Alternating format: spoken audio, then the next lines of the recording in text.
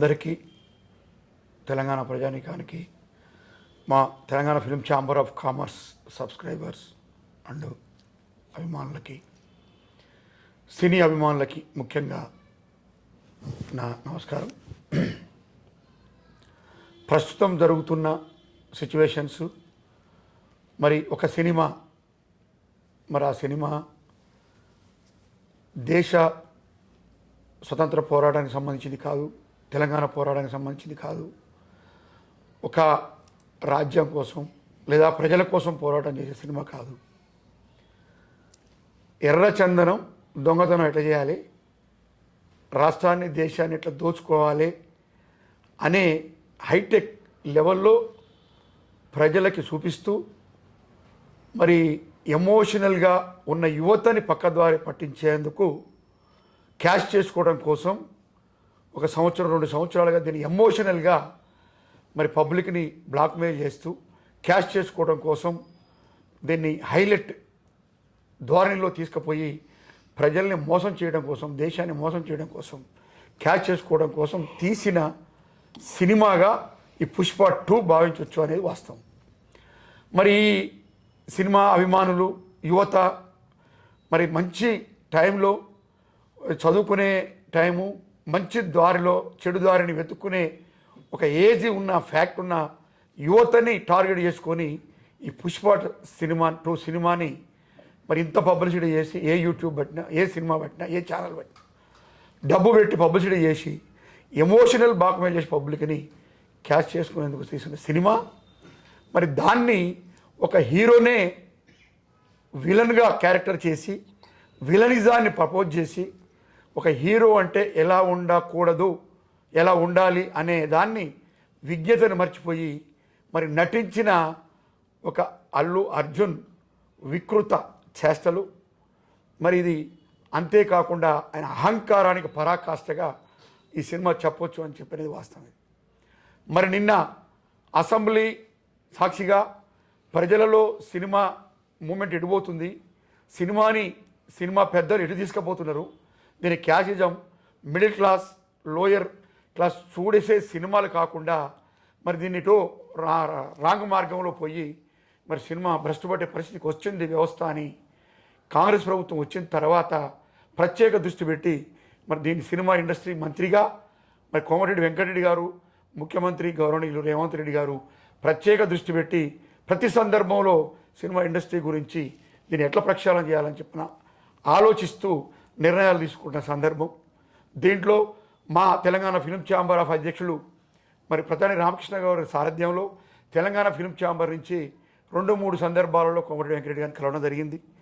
కలిసిన ప్రతిసారి కూడా తెలంగాణ ఇండస్ట్రీ, సినిమా ఇండస్ట్రీ ఎట్లా భ్రష్టుపడిపోతుంది, ఎట్లా నష్టపోతుంది అని చెప్పని వాస్తవాల్ని మా ఛాంబర్ ద్వారా వారి దృష్టిలో పెట్టడం, వారు స్పందించటం, ప్రతి మినిట్ వారి ఇండస్ట్రీ గురించి బాగు చేయడం కోసం వాళ్ళు ప్రయత్నం చేస్తున్న సందర్భాన్ని మీడియా ముందు వారు మాట్లాడుతున్న ధైర్యంగా, డేర్గా వాళ్ళు మాట్లాడుతున్న, వాళ్ళు తీసుకుంటున్న నిర్ణయాల్ని మన తెలంగాణ ప్రజలు గమనిస్తున్నారు. మరి దీంట్లో గతంలో తెలంగాణ రావడం కోసం అన్ని రకాలుగా ప్రజలు మరి దీన్ని పోరాటం చేసి తెలంగాణ తెచ్చుకోవటం, 1400 మంది అసూలు బాసి చనిపోయి మరి పిల్లలు నష్టపోయి మనం తెలంగాణ తెచ్చుకోవడం జరిగింది. మరి తెలంగాణ వచ్చిన తర్వాత మరి అన్ని సంస్థలు అన్నీ డివైడ్ అయినాయి, కానీ మన తెలంగాణ ఇండస్ట్రీ, సినిమా ఇండస్ట్రీ ఒకటి డివైడ్ కాకుండా సింగిల్గా మరి ఒక్కరి పెత్తనం మీదనే సినిమా ఇండస్ట్రీ నడవటం, మరి దీన్ని భ్రష్టుపట్టి స్థాయికి తీసుకురావటం, హైదరాబాదుని మెయిన్ అడ్డాగా చేసుకొని మరి వాళ్ళు క్యాచ్ చేసుకుంటూ సంపాదించుకుంటూ మరి తెలంగాణ ఇండస్ట్రీని భ్రష్టు పట్టిస్తున్న సందర్భాన్ని సీఎం గారు గమనించి మరి నిన్న జరిగిన థియేటర్లో జరిగిన మరి అది వాస్తవంగా హత్యతో సమానం. హత్య చేసి మరి వాళ్ళు ధైర్యంగా బెయిల్ తెచ్చుకొని, ప్రభుత్వం కేసులు పెడితే బెయిల్ తెచ్చుకొని మరి నిర్మోహమాటంగా నా క్యారెక్టర్ని అనాలిసిస్ చేస్తున్నాడు అసెంబ్లీలో ఒక సీఎం అని చెప్పనే స్థాయికి ఒక రౌడీగా, ఒక గూండాగా నటించిన ఒక హీరో మరి దాన్ని కౌంటర్ చేయడం అనేది చాలా హాస్యాస్పదంగా ఉంది. మరి తెలంగాణ పోలీస్ ఎంత స్ట్రాంగో, ఎంత బాధ్యతాయుతంగా నడుచుకున్నారు అనేది మొన్న మరి ఆవిడ చనిపోయినప్పుడు, రేవతి గారు చనిపోయినప్పుడు మరి ప్రజలు వారిని బతికించడం కోసం, ఆ కొడుకుని బతికించడం కోసం మరి పోలీసు వ్యవస్థ ఎంత ఆరాటపడ్డదో ఒక్కసారి మనం గమనించాల్సిన అవసరం ఉంది. మరి ఈ లెక్కన వేసుకుంటే సినిమా టికెట్లు ఇవాళ మా ఛాంబర్ అధ్యక్షులు చెప్పినట్టుగా సినిమా టికెట్లను తగ్గించడం కోసం మేము ఎప్పటి నుంచో మా ఛాంబర్ నుంచి మేము ప్రయత్నాలు చేస్తున్నమాట వాస్తవం. గత ప్రభుత్వం దీన్ని పెడచెవిన పెడుతూ వాళ్ళ కోసమే పనిచేసింది తప్ప ఒక సినిమా ఇండస్ట్రీ కోసం కానీ తెలంగాణలో ఉన్న సినిమా కళాకారుల కోసం కానీ ఇండస్ట్రీ కోసం కానీ పని చేయలేదు అనేది వాస్తవం. ఒక తెలంగాణ 10 సంవత్సరాలుగా ఒక తెలంగాణ మంత్రిగా తెలంగాణ ఫిలిం ఇండస్ట్రీ మంత్రిగా ఇచ్చిన తలసాని శ్రీనివాస యాదవ్ గారు ఒక్కరోజు తెలంగాణ ఇండస్ట్రీ కోసం పట్టించుకున్న సందర్భాలు కనపడలే. 10 సినిమాలకి ఆయన ప్రోగ్రామ్స్కి అటెండ్ అయితే ఒక్క సినిమా కూడా తెలంగాణ సినిమా కనపడదు. 9కి 9, 10 సినిమాలు 10 మరి ఆంధ్ర వాళ్ళకే ఆయన ప్రోత్సహించడం జరిగింది, పాల్గొనడం జరిగింది. దీంట్లో సినిమా భాష ఒకటే తెలుగు భాష కాబట్టి మరి ఇండస్ట్రీని మనం ప్రోత్సహించడం తప్పు లేదు.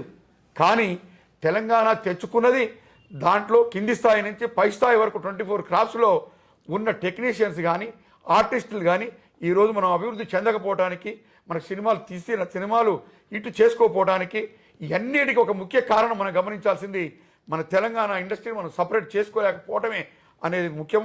మరి దీంట్లో ముఖ్యమంత్రి గారు ధైర్యంగా ప్రజల కోసం తీసుకున్న కింది స్థాయి ప్రజల కోసం తీసుకున్న నిర్ణయాన్ని మా తెలంగాణ ఛాంబర్ నుంచి మా అధ్యక్షుల వారు మేమంతా సమర్థిస్తున్నాము.